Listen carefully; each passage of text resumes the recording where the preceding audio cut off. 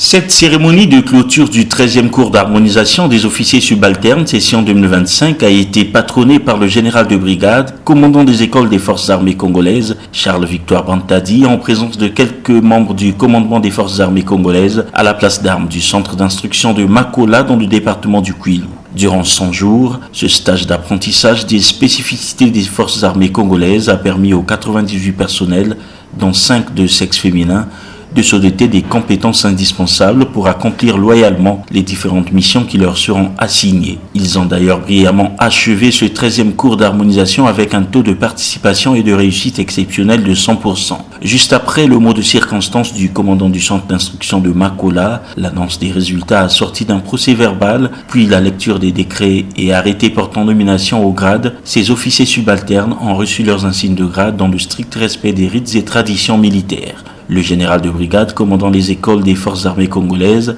Charles-Victor Bantadi, a exhorté les promus à aller appliquer toutes les connaissances acquises lors du dit stage. Officiers promus, en ce jour, je vous transmets les félicitations du chef d'état-major général des forces armées congolaises, qui me dit de vous transmettre qu'après cette formation ici à Makola, vous êtes dotés de toutes les compétences nécessaires pour aller accomplir avec succès, efficacité et professionnalisme toutes les missions qui vous seront assignées dans vos différentes structures d'affectation.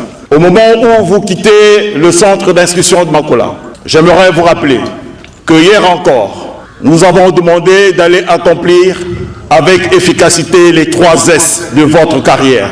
Le premier S, je vous l'ai dit, c'est le savoir. Le deuxième S, c'est le savoir-faire.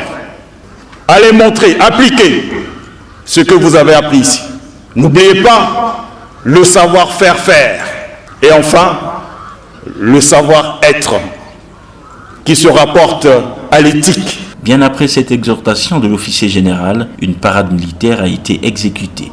Enchantés de leur parcours brillant, les promus n'ont pas manqué d'exprimer leur satisfaction. Avant toute chose, nous aimerions remercier le commandement des forces armées congolaises. Durant cette formation, nous avons réharmonisé, nous avons réappris l'éthique de l'officier, qui n'est que servir sa République.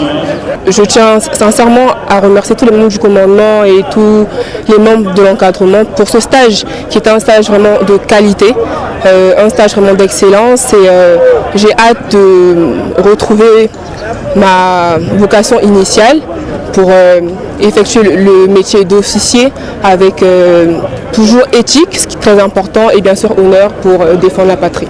Je tiens déjà à remercier le ministère de la Défense qui, par le biais du commandement des écoles, nous a permis d'harmoniser nos connaissances acquises à l'étranger et cela nous permettra dans la suite de nos carrières de pouvoir servir dignement les forces armées congolaises. C'est de noter que l'arrosage de galants des nouveaux promus a marqué un terme à cette cérémonie solennelle. Combien de temps semble-t-on pour y arriver?